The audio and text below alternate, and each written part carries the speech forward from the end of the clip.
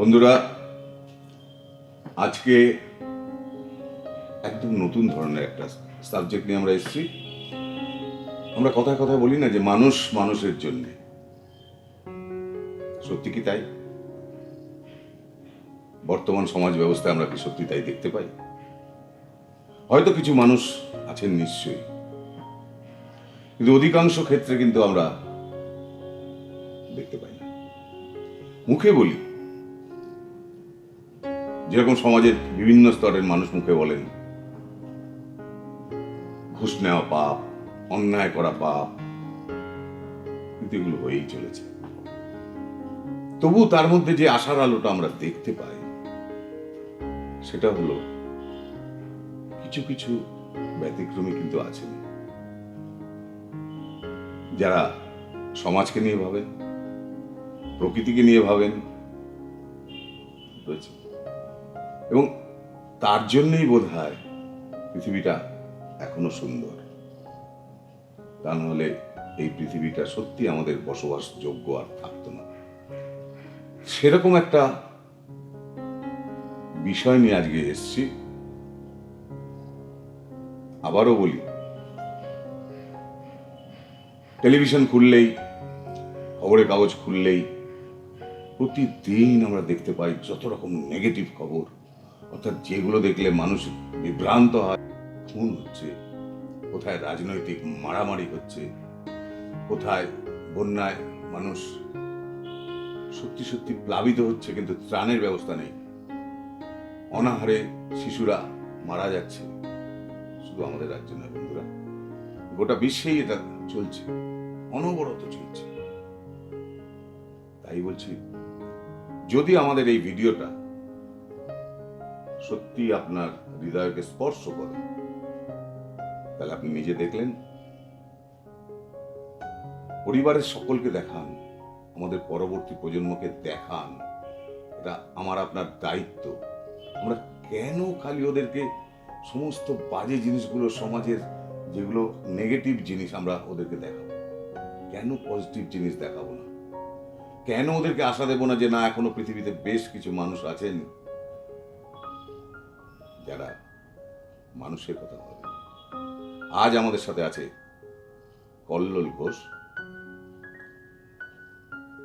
কে কল্লোল ঘোষ? আপনাদের দেখাবো, শোনাবো। দেখুন কি বিশাল কর্মকাণ্ড করছে, খালি শিশুদের ভালোবেসে। আমি পরিচয় করে দিচ্ছি, আমার সাথে রয়েছে কল্লোল ঘোষ। কল্লোল আমাদের তরফ থেকে আন্তরিক, অর্থাৎ আমার ইউটিউবের, অর্থাৎ সমীর যে অফিসিয়াল যে ইউটিউব চ্যানেল, তার তরফ থেকে আন্তরিক ধন্যবাদ। আবারও বন্ধুদের বলছি, নিজেরা দেখুন, পরিবারের লোককে দেখান, বন্ধুদের শেয়ার করুন, বলুন সাবস্ক্রাইব করতে।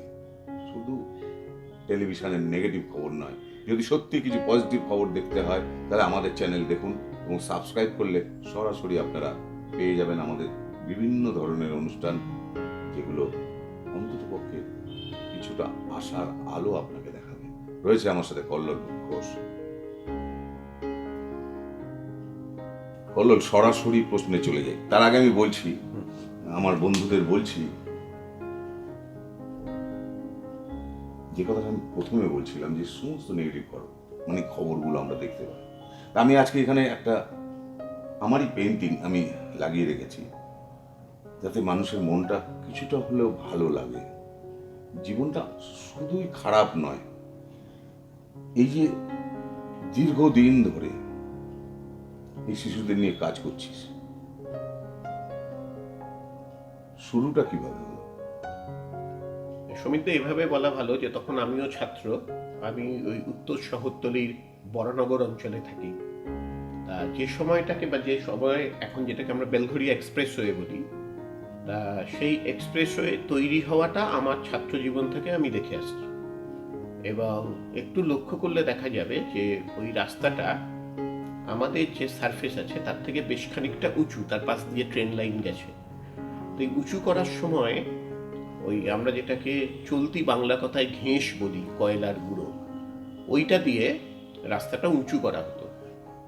এবং আমি দেখতাম আমি স্কুলে যাওয়ার পথে দেখতাম, ফেরার পথে দেখতাম যে ছোট ছোট আদুল গায়ে বাচ্চারা তারা ওই গুঁড়ো থেকে ছোট ছোট কয়লার কুচি তৈরি করে বস্তার মধ্যে রাখত এবং ছোট ছোট গহ্বর বা হোল তৈরি হতো, তার মধ্যে ঢুকে যেত। তো তখন আমার বেশ স্পষ্ট মনে আছে যে যুগান্তর এবং অমৃতবাজার পত্রিকা বেরোতো এবং একদিন সকালবেলা উঠে খবরে বেরোলো যে ওই গহ্বরের মধ্যে শিশুরা চলে গেছিল, ট্রেন নিজের নিয়মে নিজের লাইন দিয়েই গেছিল, কিন্তু ধস নেমে 13টি শিশু এবং আমি নিজে চোখে সাদা চাদরে ঢাকা ওই 13টি শিশুর মৃতদেহ দেখেছিলাম। তো দেখে কিছু কিছু সময় হয় না যে নিজের মধ্যে একটা, ওই সময় দাঁড়িয়েই আমার মনে হয়েছিল যে আমার একটা শৈশব আছে, আমার বাবা মা আছেন, খেলার মাঠ আছে, ফুটবল আছে, ক্যাডবেরিজ আছে, একটা 3 চাকার সাইকেল ছিল। পরবর্তীকালে শৈশবে যা যা লাগে বাবা মা দ্বিধা করেননি তার সরবরাহ রাখতে। আমার একটা নিশ্চিত শৈশব ছিল, কিন্তু সেই শিশুগুলো যারা জানলই না যে তাদের শৈশব কি, যারা ক্রমাগত সাহায্য করতে থাকে তাদের পরিবারকে একটু পেটের ভাতের জন্যে, একটু ভালো থাকার জন্যে, তখন আমি ঠিক করি যে 1982 আমার মাধ্যমিক পরীক্ষার পরে আমার 2-3 জন বন্ধুকে নিয়ে আমি মূলত রেল লাইনের ধারে যে শিশুরা থাকে, আমার প্রথম প্রশ্ন ছিল এবং ওরা কেন স্কুলে যায় না। তারপরে ধীরে ধীরে আমার স্বীকার করতে কোনো দ্বিধা নেই, কাজটা আবেগ থেকে শুরু হয়েছিল। যাদের নিয়ে শুরু করেছিলাম তারাও আমার সমবয়সী, কিন্তু মূলত জীবন আচ্ছাদনের জন্য তারা বিভিন্ন পেশায় চলে গিয়েছে, কিন্তু আমি এই কাজটার মধ্যে রয়ে গেলাম। এবং পরবর্তীকালে আমার সেখানে একটা জিনিস মনে হয় যে আমি খালি আমি বলবো না, কেন বলছি, আমরা জানি, অন্তত আমি জানি যে তোর স্ত্রীও ঠিক সমানভাবে মানুষের সেবা করে যাচ্ছে।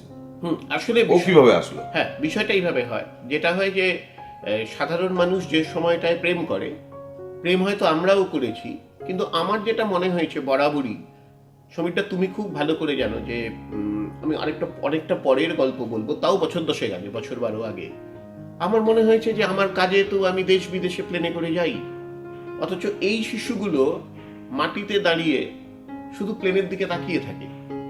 তা আমি একটা গিফট মি এ স্কাই বলে ওদের আকাশে ঘোরানোর একটা ছিল বিষয়, আমার মনে আছে, গিয়েছিলেন, আমি ছিলাম, আমার কলকাতা শহরের আরো অনেক পরিচিত মানুষ ছিলেন, সবাই ছিলেন, অনেকেই ছিলেন। বিষয়টা এখানে যে প্রত্যেকটা সম্পর্কের আমি মানে খোঁজার চেষ্টা করি। ঠিক মিঠুর সঙ্গে আমার যে সম্পর্ক, যে সময়ে দাঁড়িয়ে যে শুধু নিজের জীবনের কথা, নিজের কেরিয়ারের কথা না ভেবে, যদি যারা পিছিয়ে আছে, এবারে অনেক রকম কথা আসে যে আমি দেখেছি অনেকে, খুব দুঃখ লাগে, রবীন্দ্রনাথের গান রবীন্দ্রনাথ পড়েন কিন্তু ব্যবহারিক জীবনে তার প্রয়োগ নেই। সেই কথাটাই আমি বারবার করে বলছি, যে আমি যেটা প্রথমেই বললাম যে আমরা মুখে অনেক কথাই বলছি, এবং আমি যারা অনুষ্ঠানটা দেখছেন তাদের কাছে আমি একটা কথা বলতে চাই, যেটা কল্লোল বলল যে বাচ্চাদের নিয়ে প্লেনে চড়ানো, সেই দৃশ্যটা আমি জীবনে ভুলব না কল্লোল। তার কারণ আমরা অনেকেই কলকাতা শহরের যাদেরকে মানুষ চেনে, সেরকম বহু ব্যক্তিত্ব ছিলেন, সঙ্গে প্রায় অলমোস্ট 40 জন বাচ্চা ছিল, এবং যখন প্লেনটা শুরু করলো রানওয়ে দিয়ে দৌড়নো, যেই উঠলো, টেক অফ করলো, সে যে আওয়াজ বাচ্চাদের, হু করে একটা আওয়াজ, যে ওরা একটা আকাশের মধ্যে ঢুকে গেছে, তারপরে ক্রমাগত তারা মেঘের মধ্যে ঢুকছে, মানে ওদের বাস্তব আর স্বপ্ন সব মিলিয়ে মিশিয়ে সেটা ওদের যে অনুভূতি, আমার মনে হয় আমাদের অনুভূতি কোনো অংশে কম হয়নি ওদের ওই আনন্দটা দেখে। এবং আমি যখন এটাও দেখলাম যে মানে আগের কথাটার সঙ্গে শেষ করি, যে আমি ধরো বলছি, বা ছোটবেলায় স্কুলে প্রেয়ার, আমি গান গাইতে পারি না, স্কুলে প্রেয়ারে মুখ নেড়ে লিপ লাগাতে হতো, ওই যে বলছি সবার পিছে সবার নিচে সব হারাদের মাঝে, কিন্তু এই শিশুগুলোর বাবা মা নেই, এই শিশুগুলোর শৈশব নেই, রেলওয়ে ট্র্যাকের ধারে থাকে, মাথার উপর নিশ্চিত ছাদ নেই। এবার এই শিশুগুলো যখন কিশোর থেকে যৌবনে যাবে, আমরা হয়তো ঠান্ডা ঘরে বসে গেল রব করব, সমাজ বিরোধী হয়ে গেল, হ্যাঁ, খুঁজে জানা যায় যে, কারণ মানে এভাবে বলাই ভালো, কারণ পরবর্তীকালে যখন কাজটার মধ্যে ঢুকেছি, তার বিজ্ঞান ভিত্তিক বিশ্লেষণ করেছি, এটা তো অনেকটা সোশ্য ইকোনমিক কন্ডিশনের জন্য এই বিষয়টা হয়েছে, এবং দেখেছি রেল লাইনের ধারে শিশুদের অনেক ক্ষেত্রে অনেক খারাপ কাজে ব্যবহার করা হয়। তা একবার যদি একটা শিশুকে, সে যখন অ্যাডোলেসেন্ট পিরিয়ডে পুলিশ ধরে নেয় বা সে যদি একবার জেলে চলে যায়, তার মধ্যে একটা অপরাধ মনস্কতা তৈরি হয়। সেখান থেকেই কিন্তু আমাদের সমাজের যত খারাপ দিক তাদের দিয়ে করানোর একটা চেষ্টা হয়। হয়তো আলোচনাটা একটু এলোমেলো হয়ে যাচ্ছে। তো আমার প্রথম কাজ ছিল এই শিশুদের সুস্থ রাখা, এই শিশুদের যে কোনো প্রকারের হোক, যেন তেন প্রকারের হোক, স্কুলে পাঠানো। তার কারণ আমি যদি একাডেমিক্যালি বা ওদের স্কুলের না, একটা তুই যখন ছোটবেলায় ভাবলি, হুম। এবং আজ প্রথম আমার প্রশ্ন আমি আমার বন্ধুদের জানাতে চাই যে আজকে কত শিশু সব মিলিয়ে বা কটা হোম চালাচ্ছিস? সমিত, আমার বলতে বেশ ভালো লাগছে। আমি গত 2 দশকের বেশি সময় আমি অর্গানাইজেশন, এখন রাইট নাও 36 ইয়ার্স, কিন্তু প্রথম 10-12 বছর খুব এলোমেলো, মানে খুব স্ট্রাকচার করে উঠতে পারিনি। কারণ নিজের পড়াশোনা ছিল, নিজের জীবনযাত্রা সম্পর্কে একটা স্ট্রাকচার করার ব্যাপার ছিল। কিন্তু আমি যদি 1995 সাল থেকে ধরি, এখন অবধি 5,000-এর বেশি শিশুকে আমরা নিজের পায়ে দাঁড় করিয়ে দিয়েছি। এবং যেটা আমার মনে হয়, মাঝে মাঝে ক্রিকেটে স্কোর হয় না, অমুক প্লেয়ার এত সেঞ্চুরি করেছে, অমুক প্লেয়ার এত রান করেছে, আমার মনে হয় যে এটা আমার একটা বড় আনন্দ। এবং যে আনন্দ, যে রাস্তাঘাটে অনেক জায়গাতেই গিয়ে বলি যে আঙ্কেল ভালো আছো, কেউ বলেন স্যার ভালো আছো, কিন্তু সে যে জায়গাটাতে আছে সেই জায়গাতে আমার কাজটা শুধুমাত্র তাকে জায়গাটাকে খুঁজে, এবং এই 5,000 শিশুর সংখ্যা বললাম, কোনো অবস্থাতে এই 5,000 শিশুকে মেন স্ট্রিমিং করতে, নিজের পায়ে দাঁড় করাতে হয়তো 50,000-এর বেশি লোক আমাকে সাহায্য করেছেন। কিন্তু আমার কাজটা অনেকটা ওই মেলবন্ধনকারীর মতো আর কি, যে ওকে যদি একটু যোগাযোগ করিয়ে দেওয়া যায়। আর তুমি হোমের কথা বললে, এই মুহূর্তে আমাদের হোমের সংখ্যা 4টে, এবং একটি হোম পূর্ব ভারতে একমাত্র হোম যেখানে আনন্দঘর, যেখানে শুধুমাত্র HIV পজিটিভ শিশুরা থাকে, যাদের কথা হচ্ছিল, যাদেরকে আমরা প্লেনে চড়িয়ে আকাশ দেখাতে শিখিয়েছিলাম। কারণ আমার উদ্দেশ্য ছিল যে ওদের স্বপ্ন দেখাতে হবে। স্বপ্ন যদি ওরা দেখে তাহলে ওরা পড়াশোনা করবে। ওরা যদি পড়াশোনা করে, কারণ ওরা সবাই as per NACO protocol, national AIDS control অর্গানাইজেশনের যে প্রোটোকল, তাতে আর্লি ইন্টারভেনশন অব অ্যান্টিরেট্রোভাইরালটা ম্যান্ডেটরি এখন। এবং আমি কাজটা করতে গিয়ে দেখেছি, কাজটার ভেতরে গিয়ে দেখেছি, অ্যান্টিরেট্রোভাইরালের না অনেক রকম সাইড এফেক্ট থাকে। ওদের সারা বছরই কিছু না কিছু লেগে থাকে। দেখেছি যে একটা অসুখ নিয়ে হয়তো হসপিটালে ভর্তি হতে যায়, সেটা ভালো হয়, 4টে ইনফেকশন নিয়ে ফেরত আসে। তারপরে সমস্যা ছিল যে ওদের স্কুলে ভর্তি করা। তা এখন তো রাইটস টু এডুকেশন হয়ে গেছে, কাজটা অনেক সহজ হয়ে গেছে। আমার বেশ মনে পড়ে যে স্কুল থেকে বার করে দেওয়া হতো, এবং এক একটা বাচ্চাকে স্কুলের জন্য এক একটা বাচ্চার জন্য এক একটা কোর্ট অর্ডার করা হতো। এখনো নানাভাবে টেকনিক্যাল কারণে তাদের অস্বীকার করা হয়, যেখানে হয়তো, কিন্তু আমি আসছি কল্লোল, আমি খালি যারা বন্ধুরা এই ভিডিওটা দেখছেন, আপনারা খেয়াল করেছেন যে 2 দিন আগেই আমি একটা ভিডিও পোস্ট করেছিলাম গাছ নিয়ে। সেখানে আমি বারবার বলছিলাম যে অন্তত পক্ষে আপনার নিজের বাড়িতে, যদি ফ্ল্যাট হয় ব্যালকনিতে, অন্তত পক্ষে একটা গাছ লাগান। আপনি ফরেস্ট বানাতে না পারুন, যদি এটা আমরা পারি, সেরকম আমরা যদি প্রত্যেকে অন্তত পক্ষে 2-1টা শিশুকে যদি আমরা ভাবি যে আমরা তাদের হেল্প করবো যে যার মতো করে, তাহলেও আমার মনে হয় সমাজটা অন্যরকম হতে পারে। অবশ্যই হ্যাঁ। অবশ্যই। কেন এই যে বিপুল একটা খরচের ব্যাপার, এতগুলো শিশু আমি দেখে এসেছি অফারের কাজকর্ম, এই বিপুল ব্যয়ভারটা কি করতে আসছে? সমিত, আমি বলি যেটা হচ্ছে, এটা আমার দুর্ভাগ্য, এবং আমি বলি শিশুদের দুর্ভাগ্য, সিস্টেমের দুর্ভাগ্য। এত সুন্দর করে 4-4টে হোম চালানোর পরে সরকারি দপ্তর থেকে আমাদের শেষ মুহূর্তে লাইসেন্স দেওয়া হলেও আমরা কোনো সরকারি অনুদান পাই না। মানে রাজ্য স্তরেও নয়, কেন্দ্রীয় স্তরেও রাজ্য সরকার স্তরেও নয়, কেন্দ্রীয় সরকারের স্তরেও নয়। এই যে এরকম বিপুল কর্মকাণ্ড চলে, না, অথচ আমরা তো দেখতে পাচ্ছি কেন্দ্রীয় স্তরেও বা রাজ্য স্তরেও কন্যাশ্রী, অনেক রকম শ্রী, মানে এটা দুটো গভর্নমেন্টই দেয়, আমরা তো দেখতে পাচ্ছি। হ্যাঁ, তো সেইখান থেকে এরাও তো শিশু। হ্যাঁ, শুধু তাই নয়, এবং পার্লামেন্টে বিল হয়েছে 2017 সালে HIV বিল, এরাও শিশু। কিন্তু যেটা হয় যে কিছু ব্যুরোক্রেটিক প্রসেস ইত্যাদি সমস্যার জন্য সময় লাগে।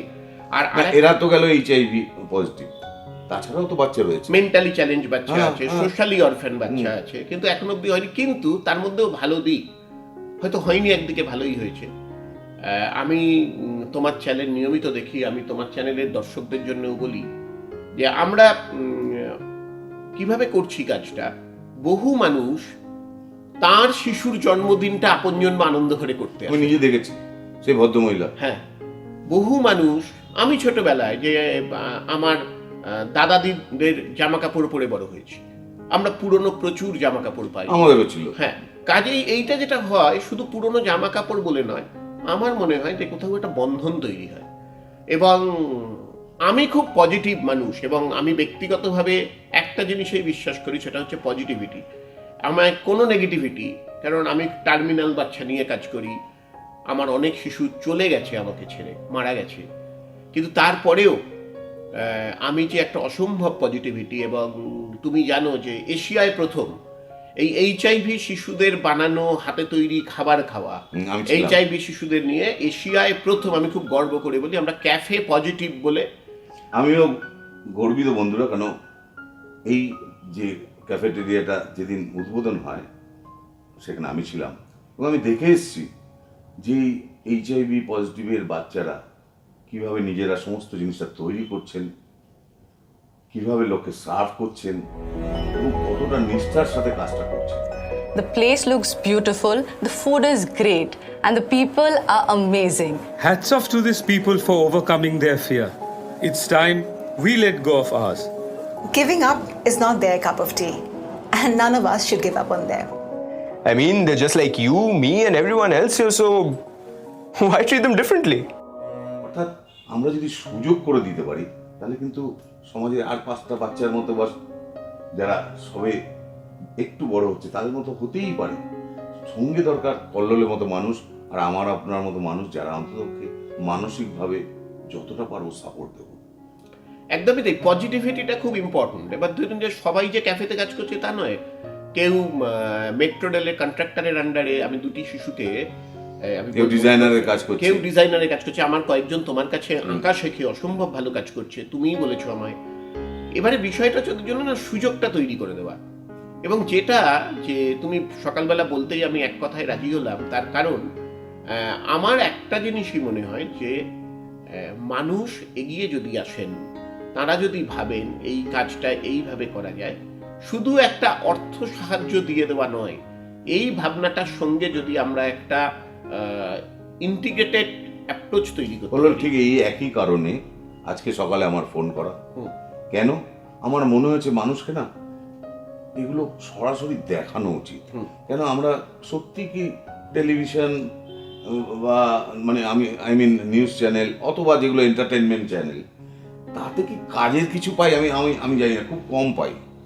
হ্যাঁ, ইনফরমেশন পাই নিশ্চয়ই, কিন্তু মানসিক মানে আমি বলবো বিকাশ হবে আমাদের বা আমাদের পরবর্তী প্রজন্ম, সেগুলো আমি পাই না। আমি যার জন্য আমার যে চ্যানেলটা, এটা খুবই ছোট চ্যানেল, এবং এটা আমি আমার জাস্ট ভালোবাসা থেকে এই চ্যানেলটা আমি চালাই। তার কারণটা হলো আমার মনে হচ্ছে আমাদের একটা স্পেস থাকা উচিত যেখান থেকে মানুষকে অন্ততকে আমরা জীবনের পজিটিভ জায়গাগুলো অন্তত লোকের কাছে প্রেজেন্ট করতে পারি। এবং হ্যাঁ, আমার আরেকটা জিনিস হচ্ছে সুমিত, যে হারিয়ে যাওয়া মূল্যবোধগুলো, যেমন ধরো আমার বলতে খুব ভালো লাগছে, তার কারণ অফকোর্স তুমি এতটাই, মানে আমি শুধু তোমার চ্যানেল নয়, আমি টেলিভিশনে যেদিন যেদিন তোমার টক থাকে সেদিন আমি তোমার থেকে এত ইম্পার্শিয়াল মতামত পাই, যেটা থেকে শিখি। এবারে আমরা আমার বলতে এটা ভালো লাগছে তোমার বন্ধুদের জন্য, 2019 সালে যখন কলকাতায় পিঙ্ক টেস্ট ম্যাচ হয়েছিল, আমি দাদাকে বলেছিলাম যে দাদা এই বাচ্চারা হাত ধরে নামবে। দাদা মিনস সৌরভ গাঙ্গুলিকে বলেছিলাম, দাদা এক কথায় হ্যাঁ বলেছিলেন। এবং ওটা সিএবির ইতিহাস যে ভারত বাংলাদেশ খেলা ছিল, বিরাট কোহলি তার আগের দিন হোমে আমার বাচ্চাদের সঙ্গে দেখা করতে গেছিল, এবং 1 ঘন্টা জায়গায় সারাদিন 1 ঘন্টার জায়গায় সারাদিন বাচ্চাদের সঙ্গে ব্রেকফাস্ট করেছে। এবারে যেটা হচ্ছে ওদের স্বপ্নটা দেখা, কারণ বিরাট কোহলি তো আর মঙ্গল গ্রহ থেকে আসেননি, তিনি আমাদের দেশের মানুষ। এই যে নীরজজি জ্যাভলিনে সোনা জিতবেন আমরা এক্সপেক্টই করিনি, কিছু একটা পদক পাবো, এখন হইচই হবে। এই যে প্রতি মুহূর্তের পজিটিভিটি, এবং আমি তারপর ওনার লেখাও পড়ছিলাম, বাচ্চাদের দেখাচ্ছি প্রতি মুহূর্তে চেষ্টা, অধ্যাবসায়, সততা এবং লেগে থাকা, এটা থাকলে কিন্তু আমার মনে হয় আমরা আমি যাদের- আমার আর্ট একাডেমির স্টুডেন্টদের সবসময় একটা কথাই বলি, ভাই তোমাকে কাজ করতে হবে, কাজ করতে হবে। তুমি কি পেলাম না পেলাম এটার থেকে হলো আগে আমাকে কাজটা করতে হবে। আমি যে যার কাজটা করছি এবং ঠিক একই কথা কল্লোল বলছিস। সুতরাং এটা বন্ধু আমার মনে হয় এটা যদি আমরা ভাবি না যে আমরা কাজ করব, সেটা ছবি আঁকা হতে পারে, মানুষের সেবা হতে পারে, গান গাওয়া হতে পারে, সাহিত্য হতে পারে, সমাজের অন্যান্য কাজ হতে পারে। না শুনে এখানে গান গাওয়া, ছবি আঁকা তো বিষয়টা ক্রিয়েটিভ বিষয়, ভালো বিষয়, পারফর্মিং আর্টস। আমাকে বহু শিক্ষিত লোক বলে আর ও কি আর এমনি এমনি করে, ওর নিশ্চয়ই কিছু একটা ধান্দা আছে। তখন না যে এই ধরনের মন্তব্যে কি হয়, খুব মানে আমার কদিন আগে যে বলছে না, আমি প্রসঙ্গত বলি যে আমার একদম স্পেসিফিক একটা খুব ছোট পারিবারিক ব্যবসা আমি আর মিঠু খুব মন দিয়ে করি। আমাদের একটা মেডিকেল ডায়াগনস্টিক সেন্টার আছে। কারণ আমার মনে হয়েছে যে নিজের খুব ভালো, অন্যেরা খারাপ আছে আর আমি নিজে খুব ভালো আছি, এরকম ভেবে নেওয়ার কোনো কারণ নেই। কারণ আমি তখনই ভালো থাকবো যদি সমাজটা ভালো থাকে, যদি পাশের লোক ভালো যদি পাশের লোক ভালো থাকে। তাহলে তুমি একটা গাড়ি কিনলে, তুমি নৈহাটিটা গাড়িটা নিয়ে যাবে না, তুমি দমদম স্টেশনে গাড়িটা রেখে গেলে, ফিরে এসে দেখলে যে শিশুটা কিছু পায়নি, সে শিশুটা হয়তো 10 টাকা 20 টাকা কারুর থেকে চেয়েছে, পাইনি, একটা রোল খাবে, একটা ইঁট দিয়ে তোমার গাড়িটা স্ক্র্যাচ করে দিয়ে চলে গেছে। অর্থাৎ আমার ভালো থাকতে গেলে তোমার ওই 10-20 লাখ টাকার গাড়ি কিন্তু শেষ। এবারে এই শিশুই যদি ঘুরিয়ে বলে যে, ধরো আমি অনেককে কথা বলি যে কদিন না তো 8-10 বছর হয়ে গেল, আমি অন্য একটা কাজে দমদম স্টেশনের একটু দূরে ছিলাম। কিছু লোকজন একটা এই 14-15 বছর ছেলেটিকে বেশ ধরে মারধর করছে। কি ব্যাপার ভাই, কেন মারছো, আপনি কে? তা বললাম আমি কেউ না, আমি জানতে চাই তুমি কেন মারছো, না চুরি করেছো, ভালো কথা।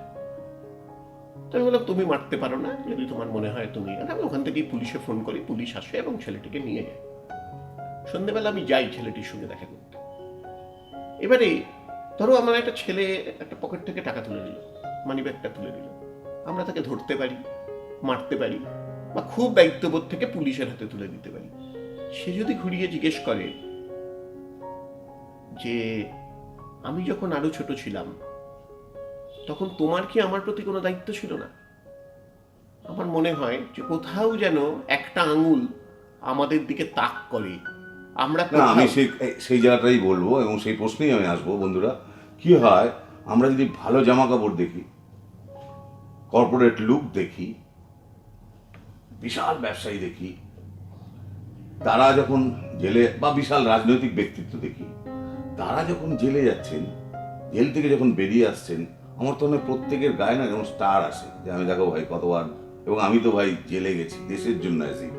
কিন্তু একটা বাচ্চা যখন ও চুরি করছে, নিশ্চয়ই চুরি করা অপরাধ, কিছুতেই তাকে এন্টারটেইন করা যায় না। কিন্তু কেন করলো, বা সত্যি ওকে চেঞ্জ করা যায় কিনা, এটা আমরা ভাবি না। আমরা একদম প্রথমেই ধরে নিই ইলেকট্রিক জামা কাপড়, বা কোনো মানুষ তার যদি ছেঁড়া জামা কাপড় থাকে, আর খুব মানে কি বলবো, অসাধারণ একটা নতুন জামা কাপড়, ব্র্যান্ডেড একটা জামা কাপড় পরে, কোনো জিনিস যদি চুরি, আমরা ওই ছেঁড়া জামা কাপড়ের লোকটাকে ধরো। এটা আমাদের মানসিক হিসে। এবং আমি এইটা কেন বলছি, কর্পোরেট সেক্টরে প্রচুর ভালো মানুষ আছেন, নিশ্চয়ই আছে, এটা পৃথিবীর নিয়ম, সব সেক্টরে ভালো খারাপ সব থাকে। কিন্তু এই কর্পোরেট সেক্টরেও বেশ কিছু মানুষ আছেন যারা অনেক বড় বড় কথা বলেন, এবং যারা বলেন আমরা গরিব মানুষের জন্য এই করছি ওই করছি। সেরকমই একটা অভিজ্ঞতা কল্লোলের মুখে শুনুন। আমি কদিন ধরেই ভাবছিলাম যে আমার মনে হয়েছিল যে এদের কন্টিনিউয়াস যদি একটা কিছু স্পোর্টস অ্যান্ড গেমসের মধ্যে আনা যায়, তা আমরা মোটামুটি বিখ্যাত একজন গলফ প্লেয়ার ইন্দ্রজিৎ ভেলোটিয়া, উনি রাজি হয়েছেন আমরা একটা বাচ্চাদের নিয়ে গলফ টিম, আমার স্যালুট ওনাকে, ইন্দ্রজিৎ বাবু। এবং ভারতবর্ষে প্রথম একটা গলফ টিম হতে চলেছে যেখানে HIV পজিটিভ ছেলে মেয়েদের গলফ শেখানো হবে। কেন এই গল্ফ? হ্যাঁ, এত খেলা আছে তো, এখন দেখো, এই যে অলিম্পিক টোকিওতে হলো, তো জাপানিজরা পৃথিবীর কোনো শহরে মিটিং করেন না যেই শহরে যদি গলফ কোর্স না থাকে। কাজ করতে গিয়ে আমার মনে হয়েছে গলফ এমন একটা খেলা, বলা হয় চলতি কথায় বলা হয় যে গলফ বড় লোকদের খেলা, আসলে তা নয়। গলফ এমন একটা খেলা যেখানে তোমার একটা লক্ষ্যে পৌঁছতে হয়, একটা নির্দিষ্ট লক্ষ্যে বলটা ফেলতে হয়, নির্দিষ্ট গর্তে বলটা ফেলতে হয়। লেস ইনজিউরি, যেখানে গলফ, ফুটবল বা অন্যান্য খেলার ক্ষেত্রে যেখানে অনেক ফিজিক্যাল, সেখানে এই বাচ্চাদের তো রক্তে এইচআইভিটা রয়েছে, অর্থাৎ ওদের যদি একটু লেস ইনজিউরির একটা খেলার ব্যবস্থা করা যায়, এরা যত হাঁটাহাঁটি করবে, আগেই বলছিলাম ওদের accuracy। তৃতীয় যেটা আমার মনে হয়েছে যে একটু স্ট্র্যাটেজিক্যালি আমি ঠিক করেছি, সমিতদা আমি বলতে পারবো না তুমি গলফ খেলো না, সম্বরণদা গলফ খেলে না, আমার যারা কলকাতা শহরের সেলিব্রিটি লোকজন আছে আমি মনে করি না কেউই গলফ খেলেন। গলফ কারা খেলে? ডিসিশন মেকাররা, পলিসি মেকার্সরা, কোম্পানির সিইওরা। তাদের সঙ্গে যদি এই বড় হতে চলা অ্যাডোলেসেন্ট ছেলেমেয়েগুলোর একটা সম্পর্ক তৈরি করতে পারি, কোথাও একটা কাজের সুযোগ হলেও হতে পারে। তার কারণ এই কলকাতা শহরেই এই শিশুদের জায়গা করে দিতে হবে। যখন আমি 2018 সালের প্রথম দিকে আমি লোকের দরজায় দরজায় ঘুরেছি, একটা বড় টাকা ভাড়া দেবো, আমাকে একটা ক্যাফেটেরিয়া করবো, একটা জায়গা দিন, আমায় কেউ জায়গা দেয়নি। লাস্টে ওটা খবর হয়, খবর হওয়ার পরে যোধপুর পার্কে এক ভদ্রলোক একটা ছোট গ্যারাজ দেন। গ্যারাজে 2 বছর কাজ করার পর আমরা এখন লেক রোডে এসেছি একটা প্রপার ক্যাফেটেরিয়া নিয়ে। অর্থাৎ মানুষের মধ্যে কোথাও একটা ব্লকেজ কিন্তু এখনো এইচআইভি নিয়ে আছে, এবং আমার মনে হয়েছে ব্লকেজটা শুধু এইচআইভি নিয়ে নয়। এই যে বলছিলাম কলকাতার 2টো অভিজাত ক্লাব বললেন না, ওটা করুন, কিন্তু এই বাচ্চাটা এখানে ঢুকবে না। এই যে বিষয়টা, আমার মনে হয় যে আমরা তো আর স্বাধীনতা সংগ্রাম করতে পারিনি, কিন্তু যদি আমরা এই মানুষে মানুষে ভেদ, এই যে তুমি যেটা বলছিলে যে এই খুব ব্র্যান্ডেড জামা কাপড় পরে তো মনের দুস্থতা ঢাকা যায় না, তা সমাজটা সবাইকে ভালোবেসে সমাজে জায়গা করে দিতে হবে, যে জায়গাতেই কাজ করুন না কেন। এবং সেই জায়গা থেকে আমার মনে হয়েছে আমি যদি এতটুকু করে থাকতে পারি, আর আমি যতই সমালোচিত হই, সরকারি টাকা পাই বা না পাই আমি বদার করি না। আমি মানুষ প্রচুর সাহায্য করেন আমায়, কেউ ওষুধ দেন, কেউ চাল ডাল দেন, কেউ পড়াশোনার জিনিস দেন, কেউ পুরনো জামা কাপড় দেন, কেউ দুর্গা ঠাকুর করে দেন। আমরা যে কোনো অনুষ্ঠানে যাই, আপনারা যে কোনো অনুষ্ঠানে আসেন, শুধু তুমি বলে নয়, কলকাতা শহরে প্রচুর সেলিব্রিটি আছে। একটা নাম একটু বলে দিই, প্রসেনজিৎ চট্টোপাধ্যায় বুম্বাদা গত 11 বছর ধরে প্রতিদিন ওনার জন্মদিনটা এইচআইভি বাচ্চাদের সঙ্গে হোমে এসে পালন করেন। কারণ কি? যাতে অন্য মানুষেরাও আসেন।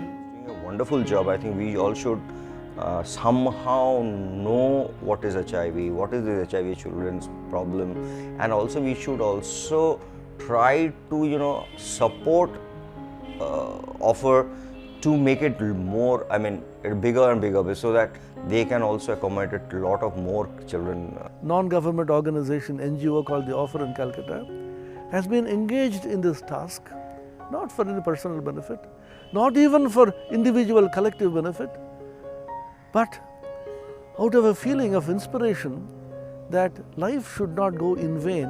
So we are extremely delighted and happy that this institution, started by a couple of individuals who are committed to goodness and nobility and purity and selfishness, have started it and sustained it for decades. And the only blessing that we want to have is that this goodness should spread and this institution should sustain itself for years and decades more. Well, HIV is a deadly disease, it's a menace and also a social taboo. So it's not so easy to fight out HIV. It's almost like a war. And I'm sure no government in the world alone can handle this. You need NGOs, you need team, you need group of people who understand the problem, who can spread awareness and protect HIV people. And the way Offer, they have been doing it for many years, and I know how they have protected, how they have tried to cure, and how they have, it's kind of also almost, you need a kind of a social rehabilitation that is also very important for this kind of disease.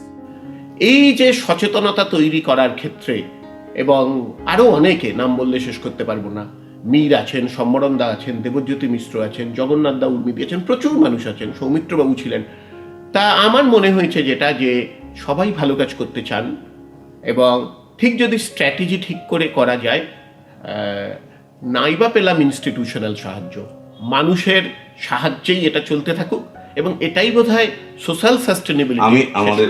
আমাদের শেষ করতে হবে, কারণ সময়টা একটা বিশাল ব্যাপার থাকে এই ধরনের চ্যানেলে। প্রথম কথা, আমি আশা রাখছি আমরা খুব শিগগিরই এই পশ্চিমবাংলা থেকে এইডস আক্রান্ত শিশুদের একটা টিম দেখতে পারবো যারা গলফ খেলছে। দ্বিতীয়ত, আমি ব্যক্তিগতভাবে আশা রাখি যে এখনো পৃথিবীটা শুধু খারাপ মানুষে ভর্তি হয়নি। আমি কল্লোলকে রিকোয়েস্ট করব, কল্লোল যেন সরাসরি আপনাদের দিকে কিছু বার্তা দেন, যাতে আমরা প্রত্যেকে সেইভাবে চলতে পারি। কল্লোল প্লিজ। না সবিতা, প্রথম হচ্ছে তোমাকে থ্যাংক ইউ। ক্যামেরা দিকে। আর আপনারা যারা দেখছেন, আপনাদের বলি যে আসলে আমি বিশ্বাস করি প্রত্যেকটা মানুষের মধ্যে একটা পজিটিভিটি আছে।